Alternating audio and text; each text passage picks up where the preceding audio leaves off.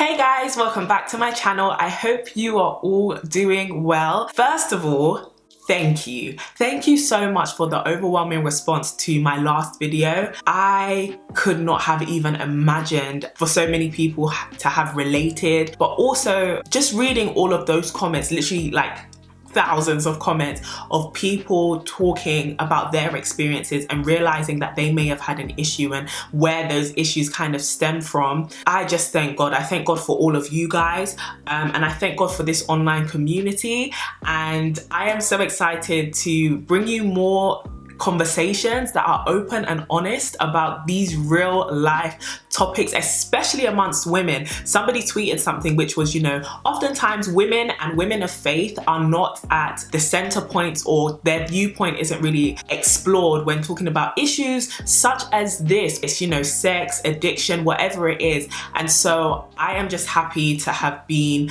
a person to start a conversation or to engage in a conversation that may have already been happening, but a lot more on the low key. And so yeah, we're going to be having a lot more of those, so keep your eyes peeled for some very exciting things that should be coming to you this week. Yeah. Also, let me know if you're feeling this hair, if you're feeling this look. I have not worn curly hair in about 6 years, but I am really feeling this look. It's so full, it's so big, so half of it is like behind me. This is the Coronet wig in 24 inches from CDB London, and I will leave the link down below for you to check it out. If you want a wig from me, go right at you. But yes, without further ado, let's get into this video. So today I wanted to do another old school video. I've just been loving going back to like my old style of content, and that is an Ask Courts. Now, Ask Courts is basically where I get sent dilemmas or questions, and I get to give a response to them. Thank you guys for actually wanting to hear what I have to say about things. I'm not perfect at all, but I will do my best to give you an answer that I have prayed about and is hopefully full of some sort of wisdom. If not, we're just gonna have a kiki, and I'll probably send you some voice notes. So if you haven't already followed me on Instagram, I definitely recommend that you do. I post pretty much daily on Instagram, comments of whatever's happening during the day, so definitely follow me. I always keep Ask Courts anonymous if you ever want to send me anything. So this is today's dilemma. Hey Courtney, I just saw your video about your celibacy journey, and I had a few questions. I'm contemplating going on my own celibacy journey. However, I'm a bit conflicted because the end goal of celibacy is to get married as said in the Bible. However, I don't plan on getting married. It's not something I want. I feel like this makes it complicated. Does that mean I don't have an end date, or is it okay for me to just hold out until I'm with a partner I've been with for a long period of time? I don't know if that makes sense, but I'm just trying to figure out how it will all work best for me. I'm trying to make sense of it all, and I don't really have anyone who understands to talk about it with. So here I am, somebody who has been celibate for 4 good years, and I am here to talk about it. I don't have all the answers, but around here we are family, and I know we're all gonna put our 2 cents in the comment section. So first of all, we need to look at why people go on a celibacy journey, and I know people on my other celibacy video were like, you're not celibate, you're abstinent. Basically, we're just not knocking boots, yeah? And so having asked kind of, why are you doing this celibacy journey in the first place? She let me know it was so that she could get closer to God, and she felt like one of the main things that was keeping her distant from God was having sex with her partner. I think it's important for us to always start with that question. When we're doing anything because of our faith, because we want to get more intimate with God, we really need to understand where it is it's coming from, what it is we're doing it for, what the end goal is, in order for us to know whether we're being successful at it or whether it's something that we're going to actually grow in. And I think one common misconception that a lot of people have regarding celibacy or abstinence is that you're doing it and you're saving yourself just for your partner. That's not true. When you're going on a abstinence journey, it's not necessarily so that, okay, I'm just keeping myself till I get married. It's much deeper than that, especially if you're doing this so that you can feel closer to God, so that you can honor God's word, so that, you're not giving into lust. It all comes down to purifying the heart, purifying the mind. And what we need to remember is we are doing this because we love God, and we are able to love God because he loves us.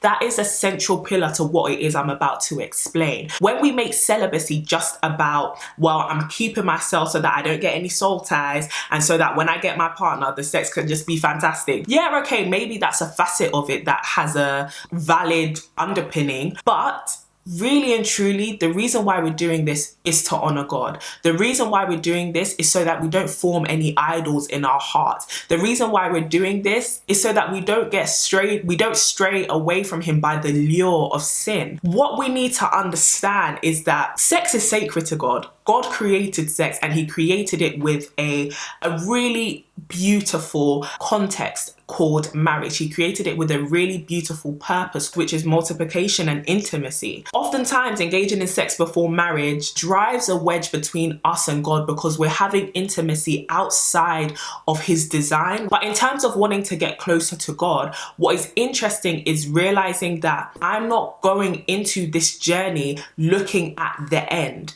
I'm going into this journey actually, and my hope is this journey. My hope is actually this process of drawing closer to him. The end goal of this is actually for God to know me and for me to know God in a much deeper way than it's ever been. And so when we go in thinking, when is the next time I'm gonna have sex, this whole journey becomes a lot harder because it becomes more about what it is I'm not doing than what it is I am doing. It becomes more about what I'm abstaining from rather than what I'm gaining. A lot of times people see celibacy and abstinence as, I have to give this up, I have to make this sacrifice, forgetting that actually it's not necessarily a sacrifice, it's more obedience. It's not like giving up chocolate, it's being obedient to what it is God tells you to do. And this is what I'm saying about if you're doing it for religious reasons. But if you're not doing it for religious reasons, celibacy is far greater than just, hey, I'm closing up my legs so that I can have a magical sex experience when someone comes.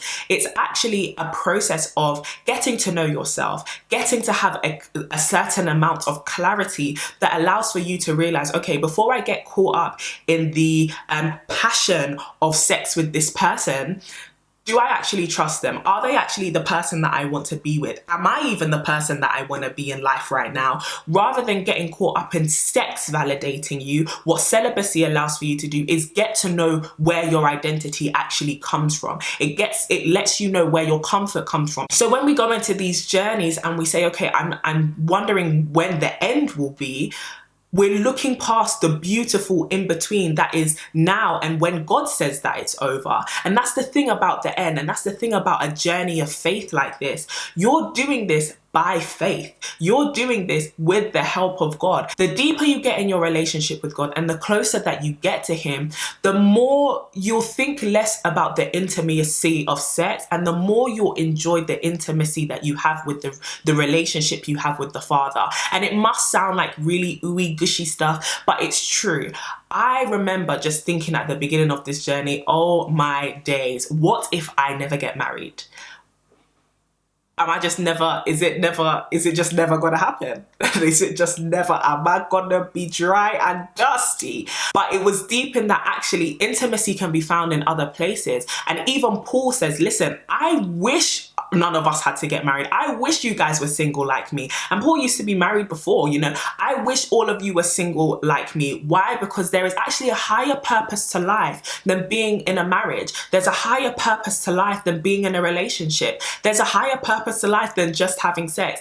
Actually, the higher purpose to life is knowing God and advancing his kingdom, doing his work, knowing him, being close to him, being known by him. And so when we make our pursuit God, what we're saying is actually, God, above all the distractions, I'm trying to focus on you. I'm trying to push away all these things that have my heart and that have been driving a wedge between our relationship so that I can get the clarity that I need to pursue you and get rid of every idol in my heart that is, whether it be, you know, the sex or just needing a partner and having an unhealthy dependency and having my identity come from whether I'm in a relationship or not. I'm laying all of those things aside and I'm saying my identity doesn't come from those things. I'm allowing you to shape me right now by doing the things that pleases you, number one, but also are according to your wisdom. There's a reason why God is telling us not to have sex before marriage. There are reasons he's putting these as like instructions to say, listen, guard your heart,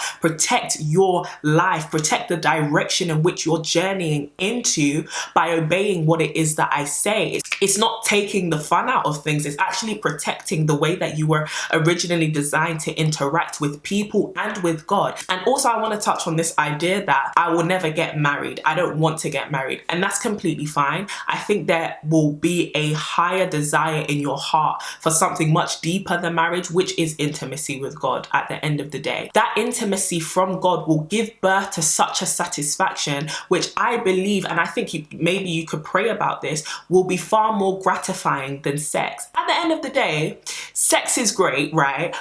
But it's like, how long?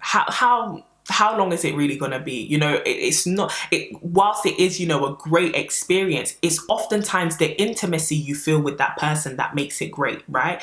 And so what we're really moving away from is seeing this sexual experience as just a physical one and seeing it more as that intimate spiritual connection with somebody, a soul connection with somebody, a mind engagement with somebody, and that leads to a physical manifestation, right? And so when we have an intimate relationship with God, and this may sound weird, but it's similar. We're having such a spiritual connection. We're growing so much in likeness and desire for each other that there is a physical manifestation that is the fruits of the Spirit, that is your purpose and your calling, that is you walking like Jesus here on earth and you walking in a faith-filled relationship up until the moment where you're called back to heaven and God's like, hey, well done, good and faithful servant, you know, and not depart from me, I never knew you. And so what we really need to think about, especially as ladies, why are we going on this celibacy journey? Everyone's throwing celibacy left, right and center. If you're thinking to yourself, I'm just going to honor God with my celibacy, but really the true reason why you're celibate is because you don't want anyone to think that you are like them other girls throwing it back over there, and you're masking it with, I'm doing this to honor God, when really you're doing it just so that people don't think that you're a hoe. That's not honor. You know, you're doing this for the satisfaction of man, or you're doing this for the satisfaction of your own pride. What we need to be doing with our bodies is learning to honor God. And yes, that sometimes takes a sacrifice, but it's less so about a sacrifice and more so about obedience. This is not just I'm giving up good sex. This is I'm obeying God's word. And what that will allow me to do is grow in being his child, grow in knowing his heart and being able to please him and knowing what pleases him and doing what pleases him. You know, his word says, if you love me, you'll obey my commands. That's how we show our love to God, our obedience. But the word also says obedience is better than sacrifice. What we're doing is not just obeying to don't have sex before marriage. What we're saying is we're obeying to your command to stay pure. We're obeying to your command not just to stay pure physically, but in mind, in our quiet times. What are our thoughts? You know, you could be saying you're on a celibacy journey and in your mind, all you're doing is running sex tapes. That's not what we're trying to do around here. If we're going on this celibacy journey, it's far more than just not having sex.